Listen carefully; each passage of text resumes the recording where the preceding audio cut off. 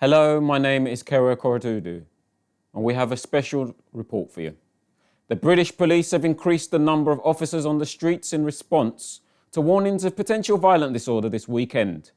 Mosques have also heightened security measures following the torching of cars by anti-immigration protesters after the murder of 3 young girls. The 3 children who died were Bebe King, Elsie Stancombe, and Alice da Silva Aguirre. Riots involving hundreds of people have broken out this week, with one protest in London drawing thousands. This was sparked by false information circulating online that the suspect in the killings in Southport was a radical Muslim migrant. The suspect, Axel Ruda Kubana, is actually a 17-year-old who was born in Cardiff, Wales.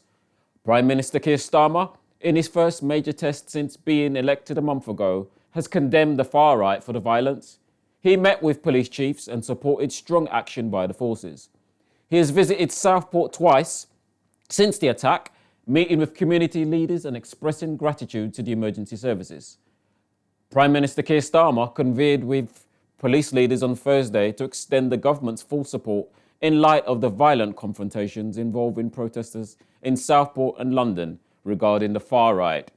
This is a coordinated and intentional effort, Starmer stated at a press conference. This is not merely a protest that spiraled out of control. It involves individuals who are resolutely committed to violence. He further announced that the government is establishing a national unit across police forces to address violent disorder, which will include shared intelligence, broader use of facial recognition technology, and preventive measures such as orders to limit the movements of habitual offenders. The most recent instance of significant widespread violence in Britain occurred in 2011, when thousands participated in 6 nights of street unrest following the fatal shooting of a black man by police in London. On Friday night, a small group of anti-immigration protesters assembled in Sunderland, northeast England, and engaged in violent behaviour, including throwing stones at police in riot gear near a mosque, overturning vehicles, setting a car on fire, and starting a fire near a police station. 4 police officers sustained injuries and were transported to the hospital, while 10 individuals were apprehended for various offences such as violent disorder and burglary, as reported by Northumbria Police, responsible for Sunderland.